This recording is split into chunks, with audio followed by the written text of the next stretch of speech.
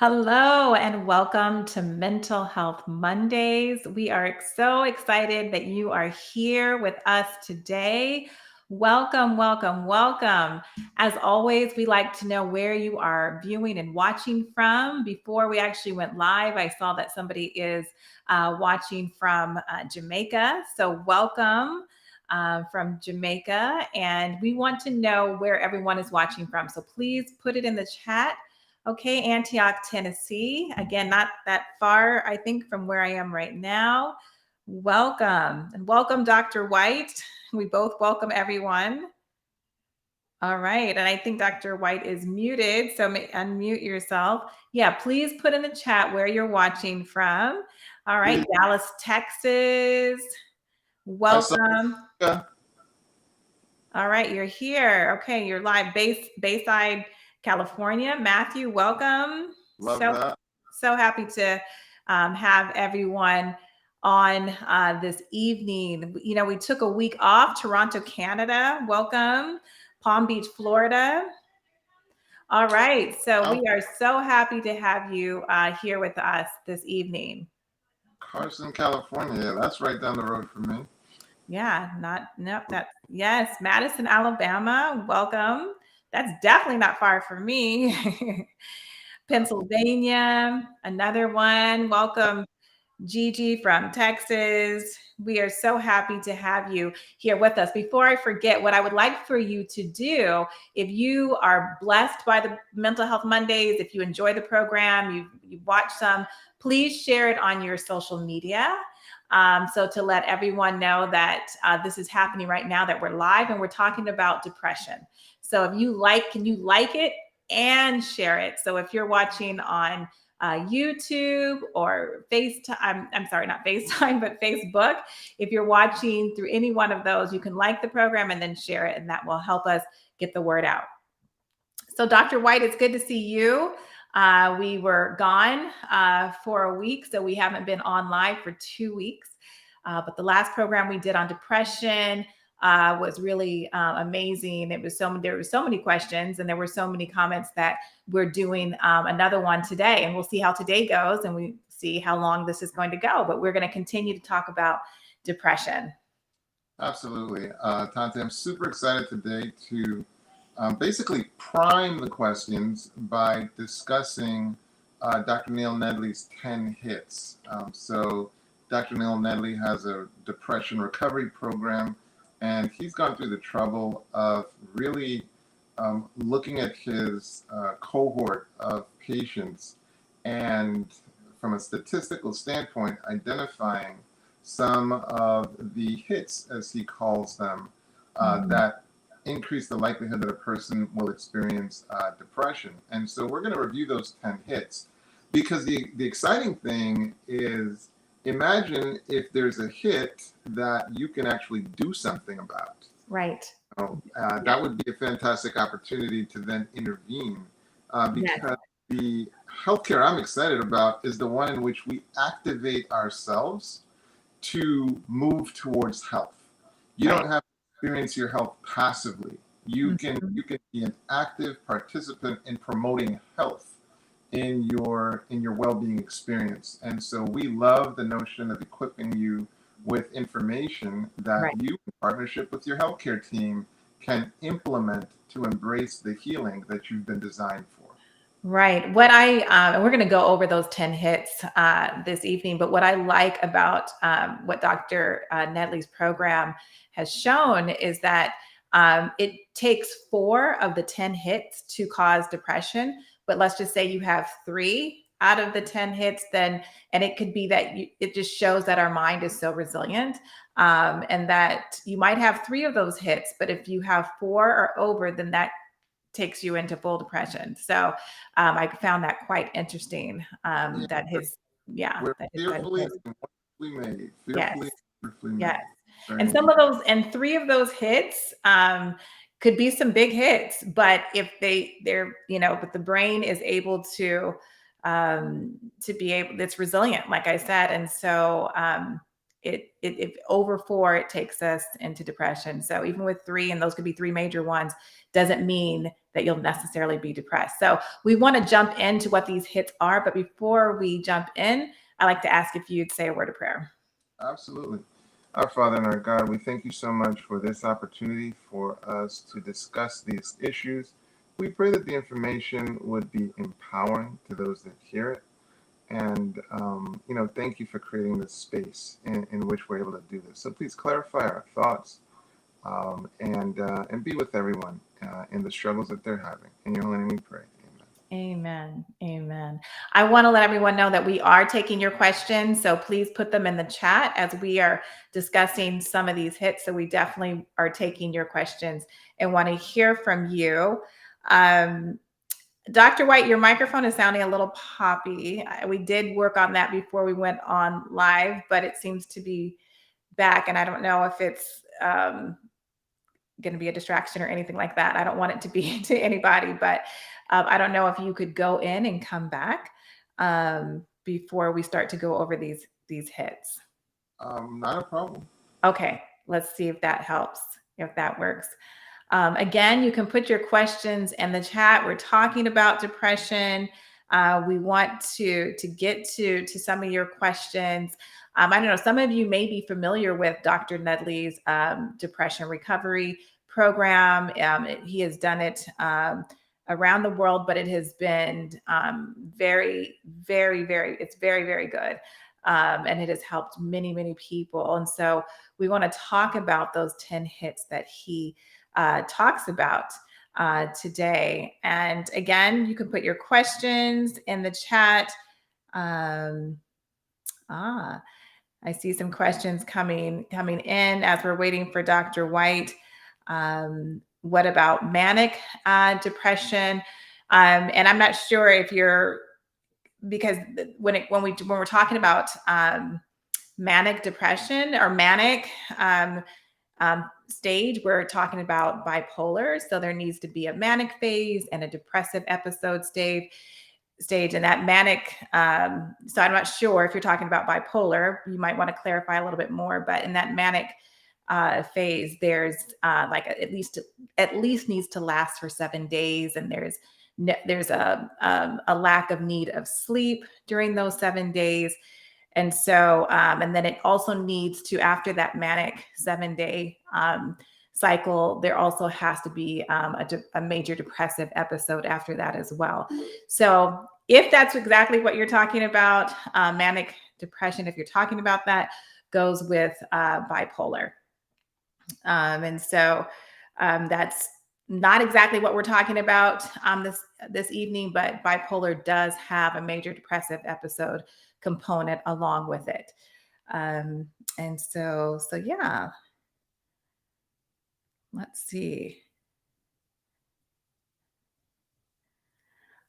Okay, we have some questions here. I see a question that says, are one of these hits being depressed and still acting happy? That's not necessarily one of the hits, but we do call that high functioning depression, and that is very real. And there are people that have different levels of depression, are able to cope in society and do the normal day-to-day things. So you can be depressed and still be going to work, still be going to school, and doing all of those things, but is not considered a hit. And just waiting for Dr. White to be able to come back in, but I'll be taking some more of your questions. Let's see.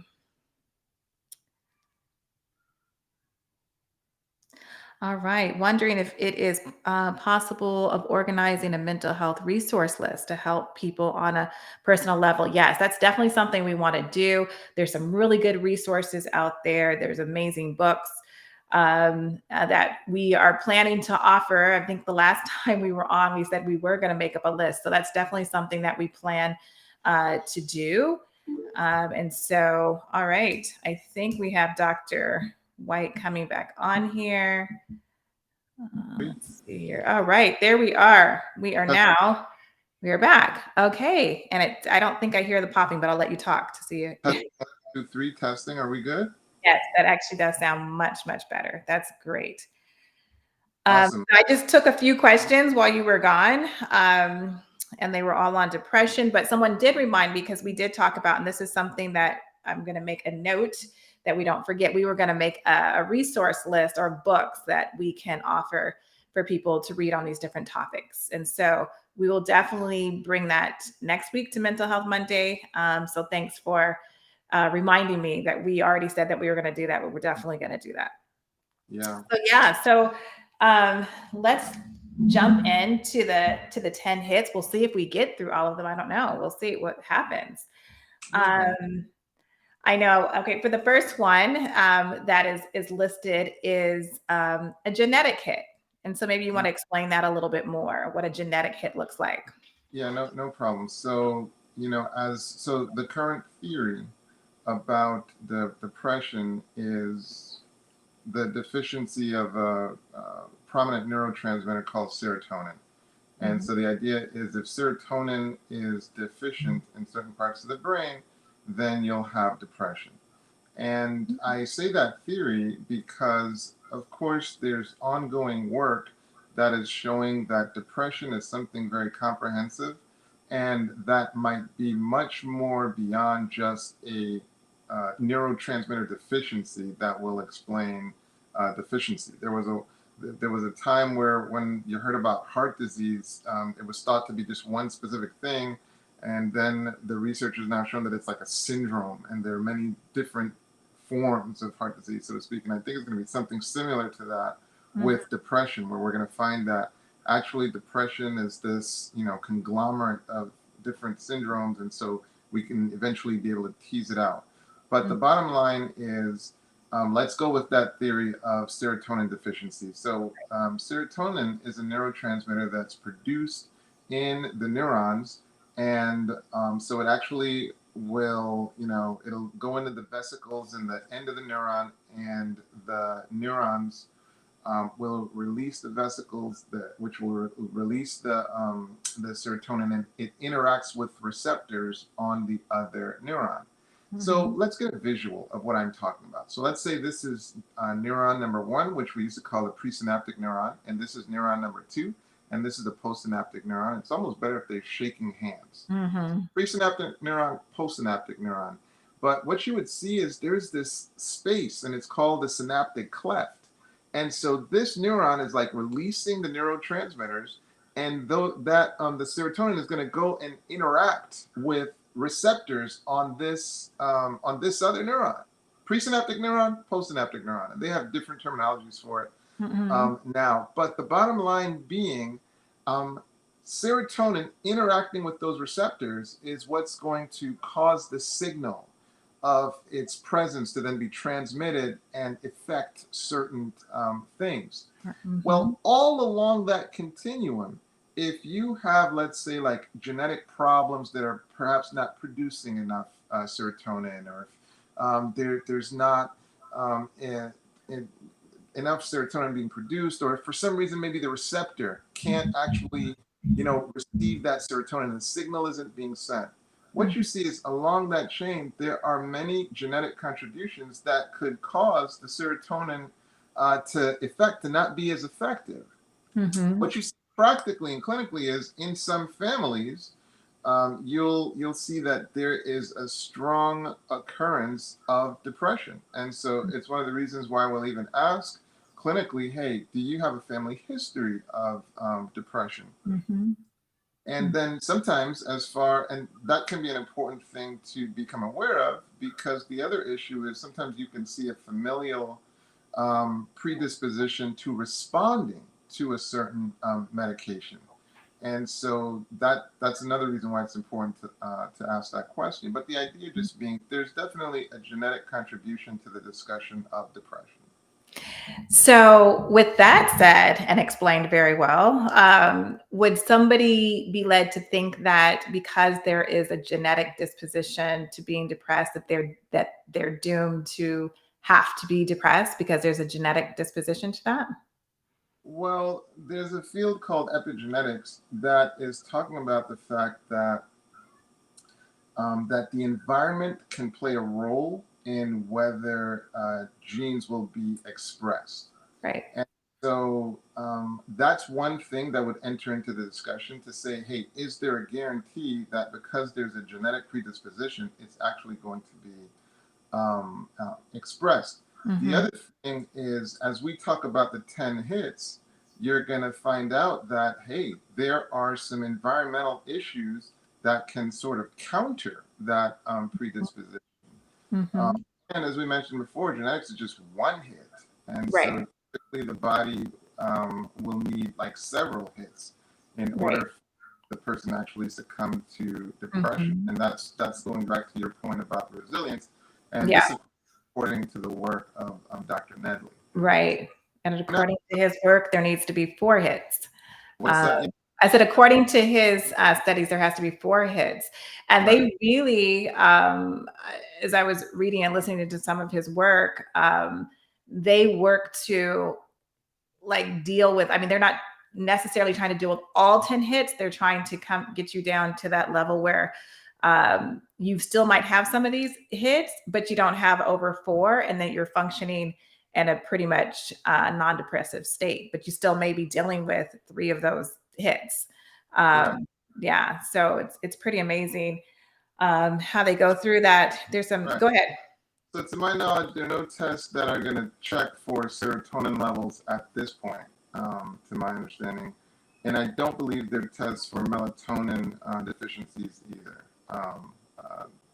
Yeah. Right, right. There's just symptoms um, that let you know. I was going to say, because this might be a question out there, somebody may be just be wondering about, because the antidepressants are synthetic serotonin, right? And so, No.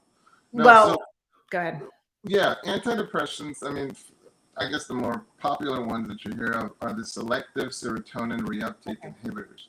And Yeah. so what they're doing is basically, as I mentioned before, you get these neurons that are releasing serotonin. Mhm. Well, part of the cycle to get rid of the serotonin that's been released is there are channels and they're transporters that will reuptake that serotonin. So the Mhm. way some of these antidepressants work, the selective serotonin reuptake inhibitors, is they block that transporter so that it's not taken back up. Right. So the net effect is there's increased activity of that serotonin. So it's sort of like kids, you know how like at the end of the day, kids are coming into the home being taken Mhm. back up. Mhm. So imagine if moms were like, no, no, no, you can't come home. You got to go back out and keep playing, or you got to keep working. So it is in that sense that they're not taken back up. So their effect would continue. Their effect would be exerted for a longer period of time. Okay. Yes. Okay. Thank you for that clarification. Um, okay. There's so many questions up here, but let me try to see if So, we. so what is dopamine? I mentioned that serotonin is a neurotransmitter. Dopamine is also a neurotransmitter.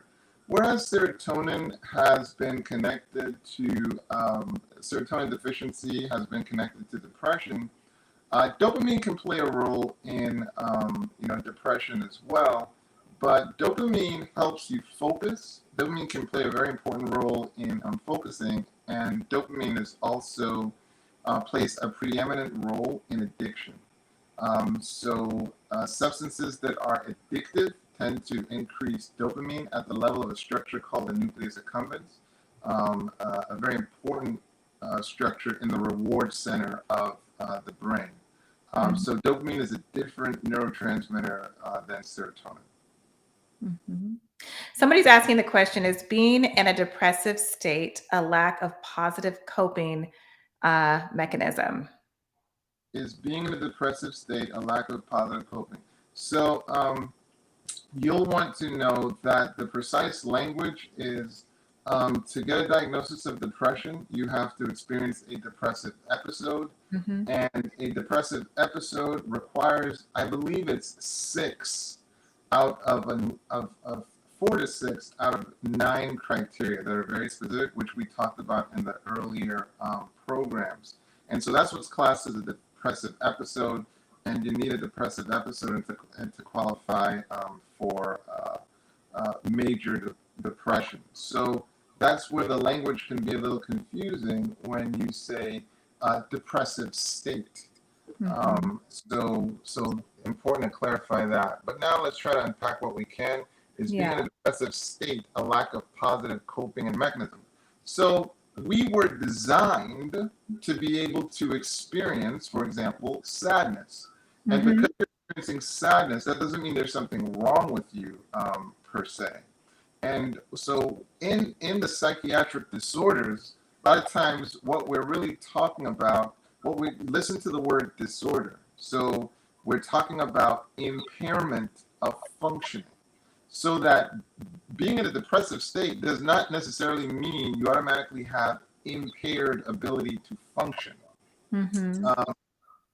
So the idea being, let's see. So the idea just being that the fact that you got into a depressive state, it doesn't mean that you're not coping. It could mean you're just experiencing what took place.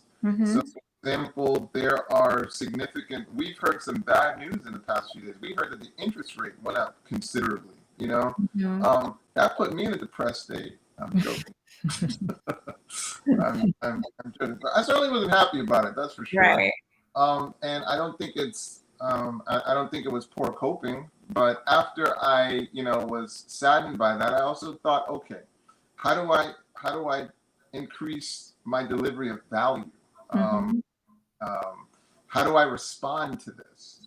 And so, yeah, it's important that we cope effectively, but I also think it's really important that we not dismiss our feelings or pathologize them and say that, hey, because I'm sad, that must mean there's something wrong with me. Right. It could be a very normal response to a very abnormal situation. Right. So I think that's important. What would you say about that? Well, there's another question up here that I think, there's so many questions flying, but I want to try to address some. This one is, how can you know if someone who hasn't voiced it is considering suicide? And I guess how can you know? And if they haven't voiced it, you can see that someone's like, really sad and depressed, and depression does not mean that someone is wanting to do self-harm or take their life. But if someone, says they have a plan and they have methods to do that, that is really the only way to know for sure. But if this is a person who's close to you, you definitely stay close to them. You can encourage them to talk to a mental health professional. But, just stay very close to them and have an empathetic listening ear for them and be there for them. Well said. Well said. Some of the clues, and I'm not saying that, okay, well, you can go by this per se, but some of the clues that you want to look for include things like people giving away things that is very important to them, and them saying, I want you to have this. I want you to keep this in safe care. Another clue is change in behavior. You see a normal pattern, you see an everyday thing, and suddenly you see a change. All of the symptoms that we talked about for depression, you can sometimes watch for those. People not being able to enjoy things they normally enjoy, people feeling sad, people feeling down, people not interested in the activity that they're normally interested in, or maybe they're speaking a lot less hopeful. Here is an important thing to understand about suicide, which makes it something very difficult to predict, and in some ways even prevent. Two key ingredients with suicide are, number one, excuse me, helplessness and hopelessness. Excuse me. Okay. Sorry about that. No, that's okay. I coughed. It was contagious all the way across the country. That's a powerful cough. Yeah. Sorry about that.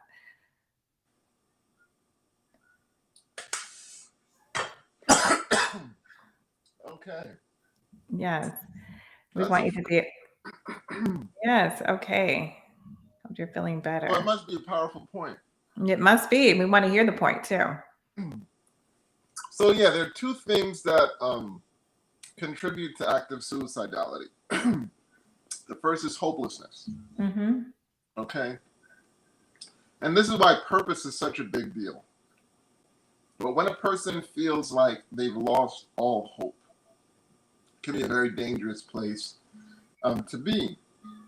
But that's not necessarily all that it takes. The other component is a feeling of desperation. So when you get that combination of both hopelessness and desperation, at least this is what I've seen in my clinical practice, Mm-hmm. hopelessness and desperation, Right. that's a very dangerous state to be in. And that's very instantaneous.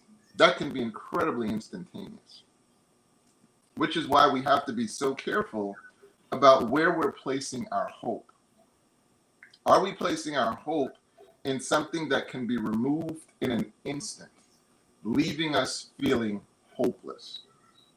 So there are many people who their hope is in things and things that you would at first glance say that's noble. That's a great thing to live for. The only problem is in a moment's notice, that thing could be taken away and now they would be hopeless. Mm-hmm. And so that's why the responsibility is on us in building our hope in something that is lasting and not as vulnerable Mm-hmm. to what I call the vicissitudes, that's vulnerable to the rapid changes in this life. And so you're wanting it in something that's really lasting. Mm-hmm. For me personally, I'll tell you the hope that works for me. Because if I lived for my child, or if I lived for, let's say, my spouse, if that was the purpose for me, I could get a phone call that something happened to my child, or I could get a phone call from my wife. My wife would say, I don't want to be with you anymore. Mm-hmm. And now I would totally lose all hope. Right. And if you combine that with desperation, I could be suddenly suicidal per se. Mm-hmm. So I'm saying what works for me is the most powerful hope I've identified is the hope of doing God's will in my life. Like doing what would you have me do, Lord? What is your mission for me? Mm-hmm. And so now, no matter what happens, I just understand, oh well, I guess this is God's new mission for me. Right. It's as if God is saying, look, I want you to show them what I look like in your situation. In your situation, show what I look like. And then I understand the situations can change, but the mission remains the same. And Right. so if the most horrible thing happened to me, if I lost a loved one or what have you, I translate that as, I guess God wants me to show what he looks like in that situation. And for me, that's a lot less vulnerable to the ups and the downs of this life. Right. Right. So that's a big deal. Yeah. We have another question. Is there a chance of getting off all this medicine or medication? That's well, I was just going to say that that's something that, really only you and your doctor, your psychiatrist, your mental health professional, really your psychiatrist or medical doctor can work with you on. But, Dr. White, I'm sure you've seen patients where eventually they get off of medication. Well, yeah, and I'll be, I'm trying to be as transparent as possible here. So I remember, I'll often work with patients where, hey, can I get it? I want to get off the meds. I want to get off the meds. I want to get off the meds. Mm-hmm. And so I have always said, hey, why don't we prioritize function? Right. Why don't we prioritize function? So I would say the goal is to work with your provider to really and truly optimize function. Because heaven forbid you get off the medications and you can't function. Right. And the whole thing your healthcare provider hopefully should be doing is helping you optimize your function. I think the argument should be around functionality and your ability to experience life. And so, again, no, we're not your healthcare provider. It's the conversation is between you and your healthcare provider. Right. But this way, you don't get into the trap of, I get off the meds and my life falls apart. Mhm. Or Mhm. I'm on the wrong meds and my life is falling apart. Mhm. And then as we continue in the hits, you're going to see that there are things that you can do to activate wellness in your life. What were you Right. going to say?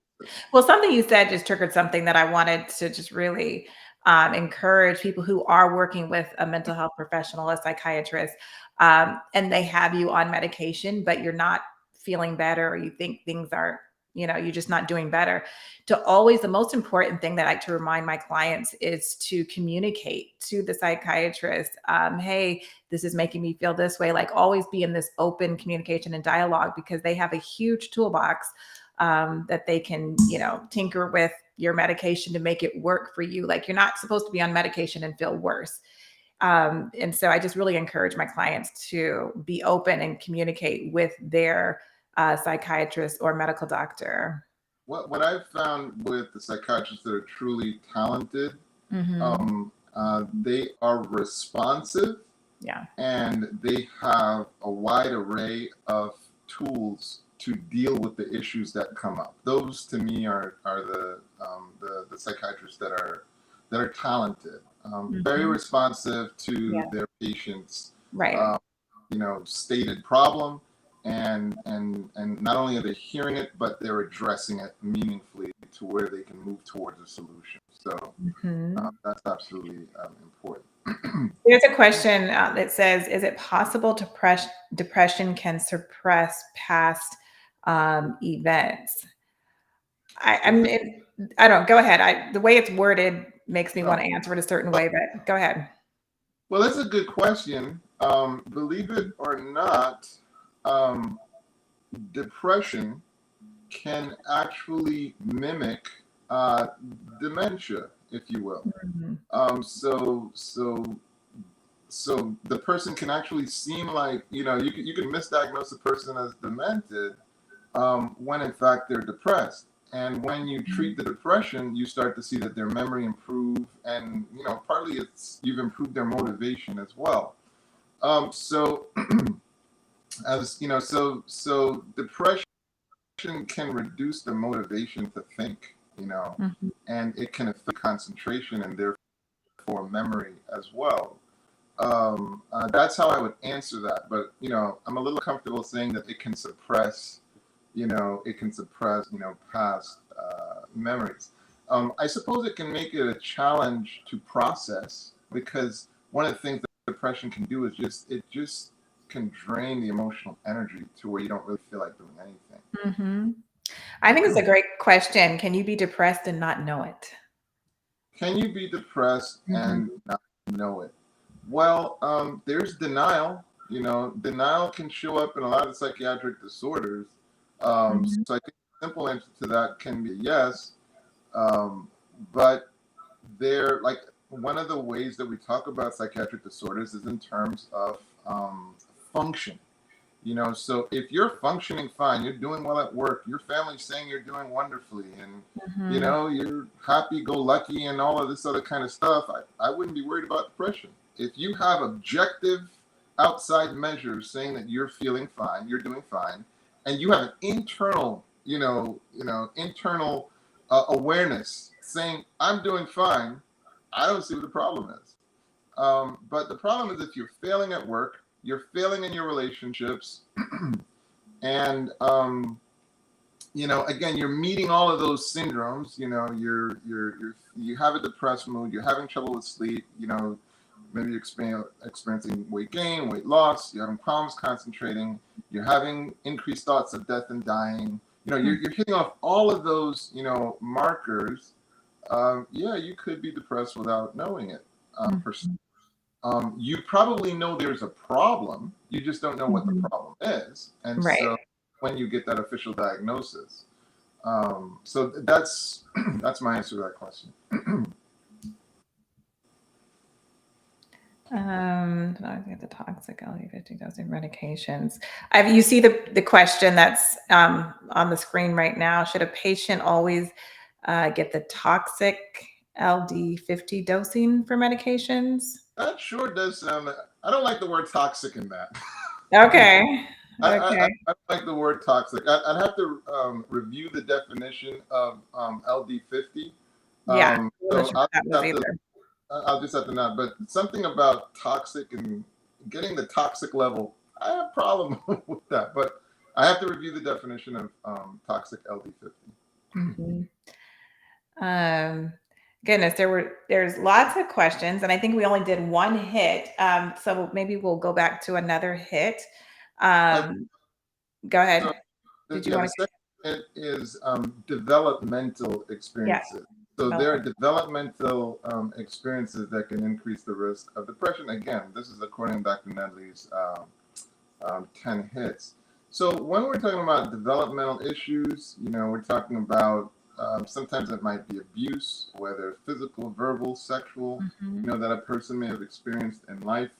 Mhm. And yeah, these are experiences that Mhm. can negatively impact mental wholeness and wellness.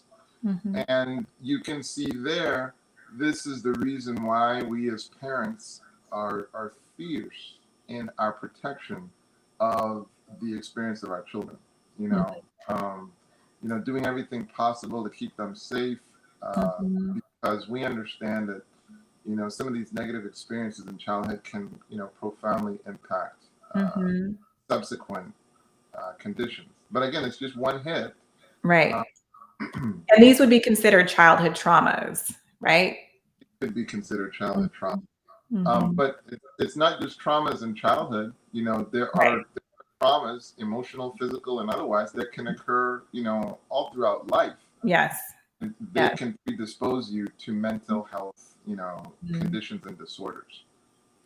And would you say, childhood traumas, experiences, this hit, developmental hit, and if there is a childhood trauma, would you say it's an unresolved or untreated childhood trauma in childhood that would cause this to be a hit for depression when you become an adult? I would lean towards untreated. I would Mhm. definitely lean towards untreated. If you can get treatment, obviously that would help, because part Right. of treatment is going to help you um, be mentally well. It's going to help you Mhm. heal. That's the whole goal. Mhm. But the idea just being it is a hit. Is a hit. But yeah, by definition, if you get treatment, it pushes you towards healing. Mhm. So that certainly, if you don't get treatment, it probably increases the likelihood that it would have a negative, impact on healing and wellness. And so, you get traumas that can uh, increase the likelihood of numerous psychiatric, disorders. Like you Mhm. literally have, whether it's post-traumatic stress disorder, or we talk about borderline personality disorder, or depression, or anxiety, or a host of conditions can actually result from a history of trauma. Mhm. How does depression affect development? It's a good question. How does depression? Okay. Like So it, if a child is depressed, can that impact in their current developmental stage? depression has been documented to have a profound impact not only on mental well-being, Mhm. um, but not only on mental well-being, but even on physical. Like there have been some studies, linking depression to other, chronic diseases, whether diabetes, high blood pressure, Mhm. So, Mhm. not only can depression impact you from a mental standpoint, it can Mhm. actually impact you from a physical standpoint. Right. Uh, so it can be profound. Mhm. Mhm. Someone said, "Can we hear all 10 tonight?" I can tell you that we're not going to get to all 10 tonight, which is okay because that's why we are at Mental Health Mondays. So, because of time, I know that we're not, but we're going to get through a few more, at least one Sure. more, possibly, but we're A definitely big, going to get to all 10 by hopefully the end oh, of next week. Go ahead. a big one is addictions. A Yes. profound one is addictions. And Mhm. so, how can addictions impact your mental well-being? So you'll recall earlier that I mentioned, my goodness, man, this some diagrams would be really cool. And so, we'll look at that. We'll look at the Yeah. possibilities. We'll look at the possibilities of that. Okay, Right. so whatever the case, I mentioned that this was the presynaptic neuron, and it has the power to imagine just releasing. Let's use the canvas of our thinking, the canvas of our imagination. I want Mhm. you to see little balls. Well, I want you to see, a protein that is coming out and is going to interact with receptors. And Mhm. we said that there's like that protein can then go back up into this neuron through transporters. But then I mentioned that that these antidepressants can block the transporter so that the neurotransmitter can't get home. It can't get back into the neuron, and so now Right. it's got to continue to play. It's got to continue doing what it's doing, interacting with that receptor. Mhm. Well, it's not just antidepressants that do that. It's not just those antidepressant drugs. Believe it or not, cocaine, for Mhm. example, is a drug. It's a chemical that will block the reuptake of dopamine. Right. And not just cocaine, believe it or not, methamphetamines, for example, will block the reuptake of dopamine. Not Mhm. just that, methamphetamines will actually increase the release of dopamine. So, why am I Mhm. telling you this? Because we're talking about how it is that addictions can actually increase the likelihood of depression. Depression. Well, guess what these drugs can ultimately do. So let's take, for example, methamphetamines. Methamphetamines can promote the emptying of that neuron of its dopamine. Okay, so the Mhm. dopamine stores can go down. The other thing is that dopamine can impact it can impact the receptors to the point where you can get down regulation of those receptors. Okay, Mhm. so now the person's going to have trouble enjoying themselves Mm. because you're going to need even more dopamine so that they can actually experience joy. Mhm. I'm just giving you some concrete examples on how getting addicted to a substance and continued exposure to that substance can actually cause changes in those two neurons to the point where you're increasing the likelihood of conditions like, for example, depression. Okay, so that was one example. You have alcohol, for example, which we know is a depressant. Okay, so that also increases the likelihood of depression because it is a depressant. But then the other thing is, once a person becomes habituated to alcohol, in the absence of alcohol, they become more anxious. Okay? So, yeah, there are quite a number of ways in which addiction can promote, whether it's the development of depression or anxiety or other disorders. Mhm. Mhm. I just want to say this, the brain really is resilient because we only went through 3 hits so far: genetic, developmental, and now addiction.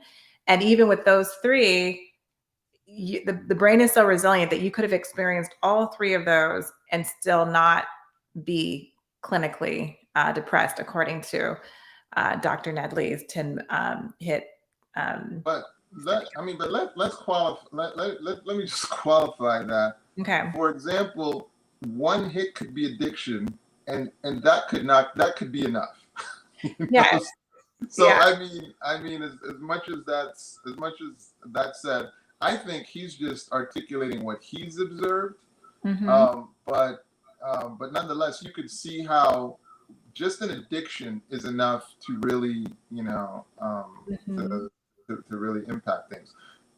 Yeah, but what's interesting though, in fairness to what he's saying, it's going to be tough to get a person who's addicted to a substance who's not going to also have disruption in some of these other hits. Right. Right. So that's what'll make it kind of, I difficult. agree. Yeah, I Yeah, agree. If you have addiction, if you have addiction, more than likely these other hits are you're going to have some of these other hits and more than 4. Right, right. There's oh, go ahead. No, after you, sis. No, there was another good question that's up on the screen right now. Which part of the brain stores the childhood traumas? If the memory, and then if the memory can just block it out without becoming depressed or having depression, is that even wise to do? Okay. So I'm not thinking that a winning strategy is trying to just block out the memories per Yeah, se. I'm never. not thinking that that's a winning strategy. And then number 2, with regard to what's the structure that is important in memory, that's how I'm going to reinterpret that question. So the hippocampus plays a very important role in memory, and especially memory formation. Where are memories stored? My sense is memories are stored throughout the brain, but I am going to jot that question down and do a little research, you know, and come back next week, and we'll talk about where our memories stored. Okay. But I will say that the hippocampus plays a really important role Right. in formation, and my sense is to some degree in memory storage as well. But let me come back to you on that one. When I don't know something, I will acknowledge I'm not too sure about that one. But yeah, great question. Yeah. There was a question that was up there that was like, if a mother is depressed and if she's pregnant, how does that affect the fetus, her baby? What a fantastic question. What a fantastic question. So the problem is when you're depressed, especially with the body, things are not like just isolated to this one area. So depression is going to affect a number of the other hormones. So we know, for example, that when people are anxious and then they're in a chronically anxious state, that can impact things like cortisol. The problem is it's not going to just be isolated to the mother's experience. Her physical state is going to actually impact the fetus as well. Right. So there can be an impact. I mean, by the time I studied the impact that mom can have on baby, the bottom line was I wanted to be as wonderful as possible to my wife, especially during pregnancy. Especially during pregnancy. If your spouse, significant other, sister, mother, whoever is pregnant, it's not that you shouldn't be wonderful all the time. You really should be, but you really want them in the happiest state possible, a peaceful state, a restful state, a state where they feel calm and secure, because that's going to affect their hormonal ecosystem. Nice word for like everything that's going on inside. It's going to more positively impact that fetus that they're building. And so you've seen the commercials, you've seen the movies where mom wants peanut butter and ice cream. You run out and get the peanut butter ice cream. Your goal being you really want that person happy. You want them at peace. You do not want to be stressing the person out and giving them this miserable experience. It's just pretty logical that you're happier with the product accordingly. Anyway, that's my 2 cents on that issue. Yes, definitely. Mom's depression can affect the baby. I'm trying to get some of these other questions before we have to actually end, but I think we. I love the suggestion of Wonder of the Worlds for my cough. Thank you very much for that. I forgot who that was. That was Joanne Stephen. Thank you very much. Wonder of the World leaves are very good for coughs. Thank you. That's never happened to me on camera in my life. So that was the first. Okay. How does depression affect development? If not, alternate where to get the information. So the book is Depression: The Way Out. Depression: The Way Out by Neil Nedley. That's where you can find all 10. Anhedonia plays a major role. Anhedonia is when you do not enjoy the things that you normally enjoy. Let's see. Concern my passion. I'm looking at somebody stating something, but I think the first part was earlier.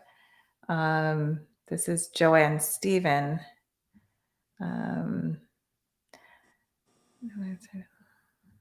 Yeah. Okay, look, this is what we're gonna take as the last question. Let's find a good one for the last one. Yes.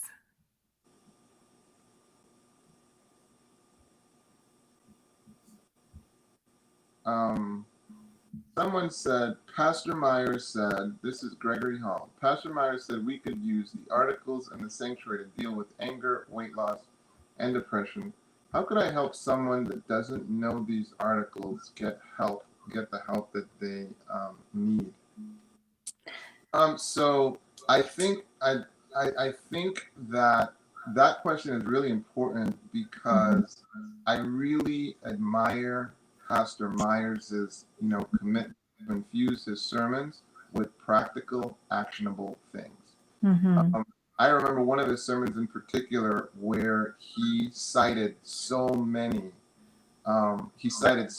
research articles, because he is so passionate about infusing science into what it is that he's saying.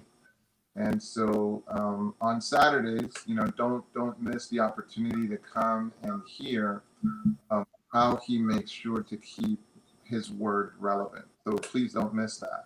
That happens on Saturdays. You'll see Sister Tante right there next to him, providing support as well. So don't miss that. And the other thing we would encourage is please don't forget to give to the Living Manna Ministry, because it's what makes these kind of programs possible. Right. I can't tell you how much Living Manna wants to do. I'm so proud of the other days. Tante, I'm so inspired to up-level my game as much as possible. Yeah, I know, because Dr. Schweltz and Dr. Reynolds come on tomorrow, and they'll be talking about physical health, and definitely it's incredible. I loved his presentation because I was ready to go out the very next day and start making some changes. So we want to do the same as well. And that's why we don't want to rush through these 10 hits, because we could just run through them all. But we want to have a meaningful discussion on each one so that you really get a sense of, hey, what can I do to avoid succumbing to depression as a result? But with regard to the sanctuary, the best way to help a person would have been, let's say now, for example, you're trained in the field of mental health, and now you're going to provide support to that person. And a lot of us, we don't have that training, so that the best thing we can do is encourage that person to get themselves in the hands of professionals. Why? Because we're dealing with life and death here. We are dealing with a condition where a person can say to you everything is okay and then go and harm themselves. Okay? We are dealing with a condition where I can be laughing outwardly while I'm dying inwardly. I don't have to communicate to you, and you don't necessarily have the skills to understand that that's what's happening. And this is the reason why it's sometimes dangerous for us to put ourselves in the place of mental health professionals. Right. Who, by the way, they're limited in what they can do, but at least they have some measure of proficiency. This is not a situation where you win all the time, but it sure would help if you have some of the basic fundamental skills. So as far as using the sanctuary, it would help if you had the actual skill sets to understand how those sanctuary principles might translate. And so that's the caution that I would want to add to that question.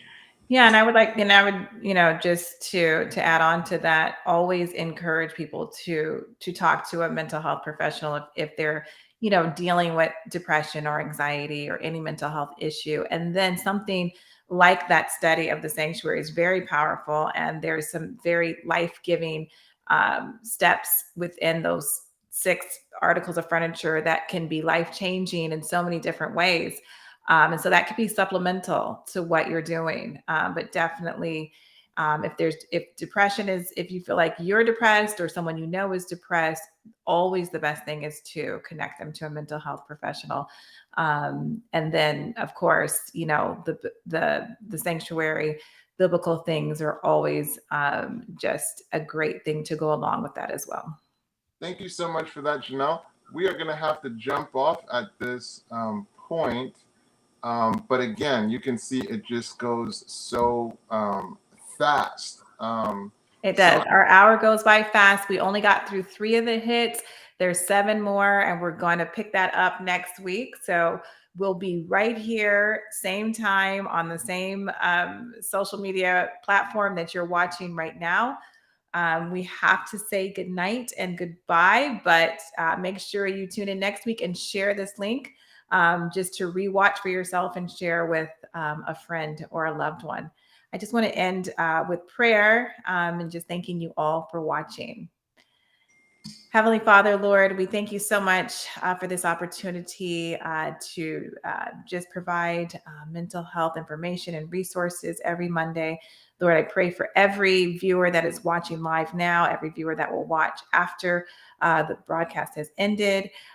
Please give them guidance with their depression and any other mental health issue they're going through, Lord. Bring a mental health professional into their life after they seek someone out that will be beneficial and help them.